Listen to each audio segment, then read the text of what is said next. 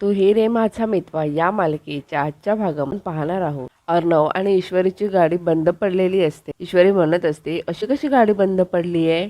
यावर अर्णव म्हणत असतो, तुझी बडबड ऐकून ती गाडी बंद झाली आहे. ईश्वरी म्हणत असते, माझी बडबड ऐकून काय म्हणताय सर? त्यानंतर अर्णव गाडीतून बाहेर निघतो आणि तो चेक करत असतो. अर्णव ईश्वरीला गाडीला धक्का मार असं म्हणत असतो. यावर ईश्वरी म्हणत असते, मी अशी नऊवारी साडीमध्ये गाडीला धक्का मारू? अर्णव म्हणत असतो, मग काय मी मारू? मग गाडी कोण चालवणार? यावर ईश्वरी म्हणत असते, मी गाडी चालवेन. तुम्हाला माहिती आहे ना, अंजलीताईंना एकदा मी हॉस्पिटलमध्ये घेऊन गेले होते असं म्हणून ईश्वरी अर्णवला गाडीला धक्का मारायला सांगते. गाडी लगेच चालू होते. यावर ईश्वरी म्हणत असते, बघा झाली की नाही गाडी सुरू. दुसरीकडे आकाश आणि नम्रता कॉम्पिटिशनला जायला निघालेले असतात.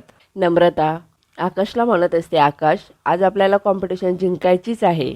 यावर आकाश म्हणतो, डोंट वरी, जिंकणार. निघताना नम्रता पुन्हा एकदा सर्व घेतलं आहे की नाही हे चेक करत असते. त्यामध्ये नम्रताला पासेस कुठे मिळतच नसतात. नम्रता आकाशला म्हणत असते, अहो याच्यामध्ये तर पासेस नाही आहेत.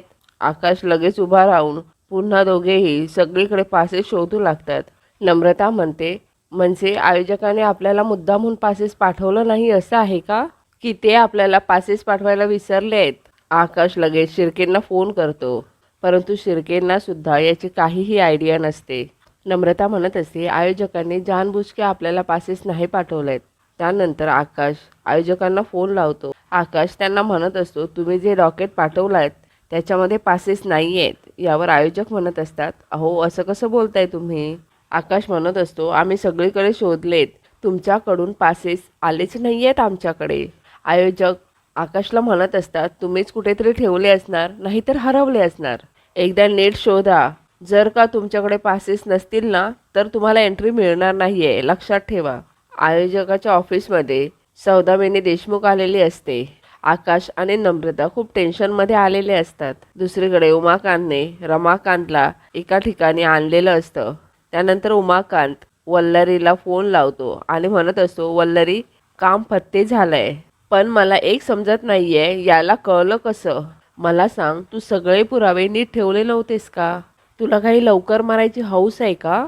वल्लरी म्हणते, मला काय माहीत, हा माझ्या बेडरूममध्ये घुसून शोधाशोध करेल ते. उदयकांत वल्लरीला ओरडत असतो. वल्लरी म्हणत असते, हा भांडायचा वेळ नाही आहे उदयकांत, हा आपल्या दोघांच्या वाईटावर आहे, ह्याला आता एकटं सोडताच येणार नाहीये. उमाकांत म्हणत असतो, ह्याला एकटं सोडता येणार नाही, परंतु एकट्याला पाठवता येईल वर ढगात.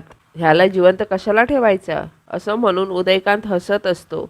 उदयकांत म्हणत असतो, मारून टाकतो ह्याला. यावर वल्लरी म्हणत असते, नको, ह्याला काही दिवस मारता येणार नाही, काही दिवस ह्याला असंच ठेवावं लागेल. यावर उमाकांत म्हणत असतो, पण का? यावर वल्लरी म्हणत असते, आधी मुलं बाळं टाकून पळून गेला होता ना, मग आताही तेच कारण सांगितलं घरच्यांना, गेला पळून. तरी सुद्धा कोणाला काही फरक पडणार नाही, कारण तसं पण अर्णवाने ह्याचं जमतच नाही. मला खात्री आहे ह्याला पुन्हा कुणीही शोधायला जाणार नाही. उमाकांत म्हणत असतो, हा आपला शत्रू आहे, उगाच रिस्क नको घ्यायला. वल्लरी म्हणत असते, ह्याला जर मारलं तर आज ना उद्या ह्याची बॉडी नक्की सापडणार आणि त्यावेळी आपण दोघेही गोत्यात येऊ. ह्या म्हाताऱ्यामुळे मला अर्णवची प्रॉपर्टी गमवायची नाही आहे. उमाकांत म्हणत असतो, ह्या सगळ्या प्रॉपर्टीतनं मला काय मिळणार आहे, मी का फिकीर करू? यावर वल्लरी म्हणते, अर्थातच ह्याने घरी सर्वांना सांगितलं होतं की त्याने तुला पाहिलंय म्हणून, आणि तसंही ईश्वरी तुला शोधत आहे हे तुलाही माहिती आहे, आणि म्हणूनच ह्याला मारून टाकणं खूप धोकादायक आहे. हे ऐकून उमाकांत म्हणत असतो, ईश्वरी आणि अर्णव माझ्या डोक्याला ताप झाल्यात कायमचे.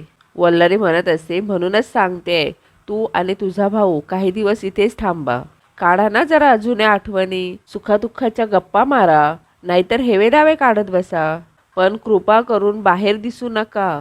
आणि हो, उगाच वेगळा विचार करू नकोस हा, आधीच बजावते.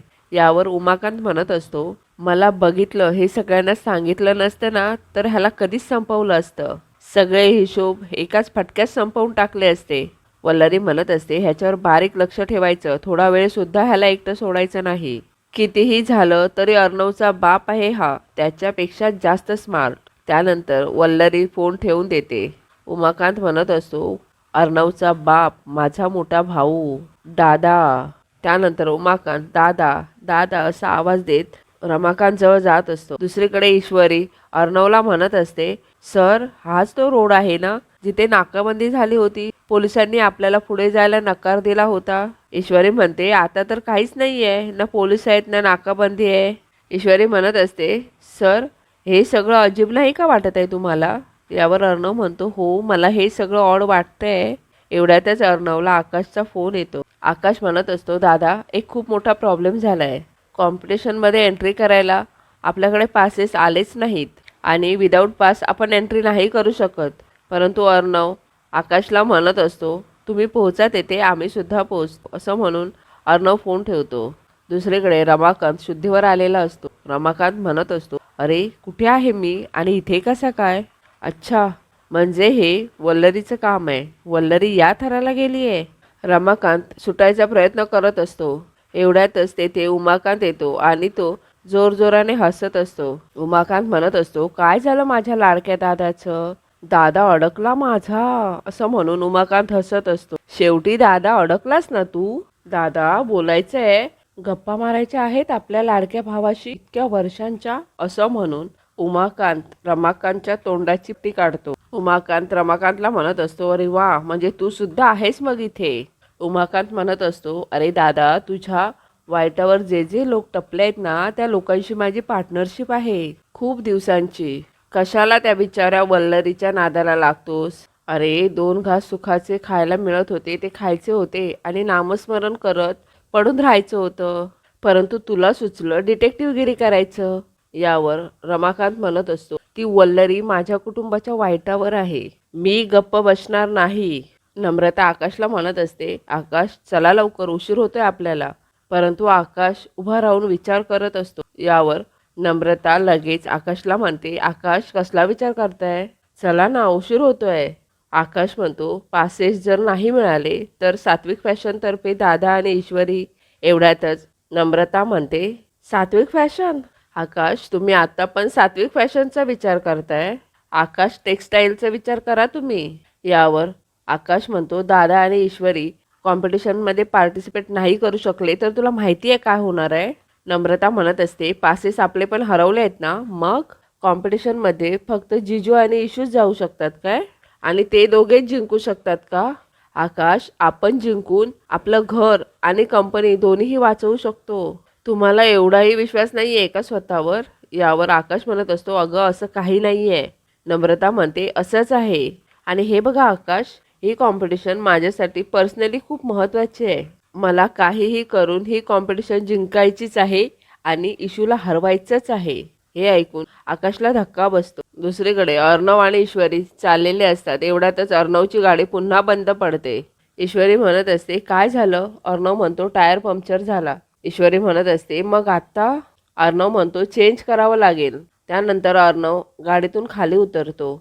अर्णव मदतीसाठी फोन करायचा प्रयत्न करत असतो, परंतु अर्णवच्या मोबाईलला रेंज नसते.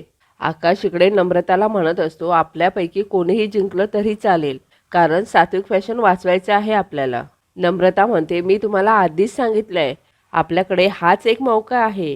ही कॉम्पिटिशन जिंकून आपण आपल्या घरातील आपलं स्थान निर्माण करू शकतो आणि तरीही तुम्ही सात्विक फॅशनचा विचार करताय. आणि आकाश काय हो, अर्णव जिजू तुम्हाला कंपनीमध्ये एका एम्प्लॉईसारखं ट्रीट करतात, तुमच्यावर आवाज चढवतात, मला ते नाही आवडत. आणि घरात आपल्या घरात काही वेगळं नाही आहे. इशू आणि माझ्यामध्ये सारखंच सगळेजण कंपेअर करत राहतात आणि मला ते नाही आवडत. मला या सगळ्याचा खूप कंटाळा आलाय आणि मला एकदाचं हे सगळं संपवायचं आहे आणि तेही कायमचं. आकाश नम्रताला म्हणत असतो, मला एक गोष्ट सांग, तू या सर्व गोष्टींकडे असं का बघतेस? ही कंपनी सात्विक फॅशन दादाची आहे. मी जेव्हा जॉईन झालो मला काहीच माहीत नव्हतं. मी आज जे काही आहे, जसा पण आहे, दादाला बघून आहे. परंतु नम्रता म्हणत असते, आकाश मला हे सगळं नाही ऐकायचं आहे. मला काहीही करून ही कॉम्पिटिशन जिंकायची आहे ॲज अ टीम. तुम्ही काहीही करा, पासेसचा जुगाड करा, परंतु आपण या स्पर्धेत भाग घ्यायचा म्हणजे घ्यायचा, ओके? दुसरीकडे ईश्वरी आणि अर्णव दोघेही मिळून गाडीचा टायर चेंज करत असतात. थोड्या वेळाने गाडीचा टायर चेंज करून होतो. त्यानंतर ईश्वरी आणि अर्णव तेथून निघतात. दुसरीकडे राकेशने कुणाला तरी फोन लावलेला असतो आणि काहीतरी सामान मागवत असतो. मालिकेच्या पुढील भागामध्ये आपण पाहणार आहोत उमाकांत रमाकांतला म्हणत असतो, वल्लरीने सांगितलंय तुला संपवून टाकायला. आता तुझा तो अंतिम प्रवास सुखाचा हो, हीच त्या देवाकडे प्रार्थना. दुसरीकडे अर्णव आणि ईश्वरीला रस्त्यामध्ये पालखी मिळते. अर्णव आणि ईश्वरी दोघेही पालखीला नमस्कार करत असतात. ईश्वरी म्हणत असते, सर देव आहे आपल्या पाठीशी, आता सगळं नीट होईल. जेलमध्ये इकडे राकेश म्हणत असतो, अर्णव राजेश शिर्केचा बँड तर मीच वाजवणार, आजपर्यंतचा सगळा हिशोब क्लिअर करणार.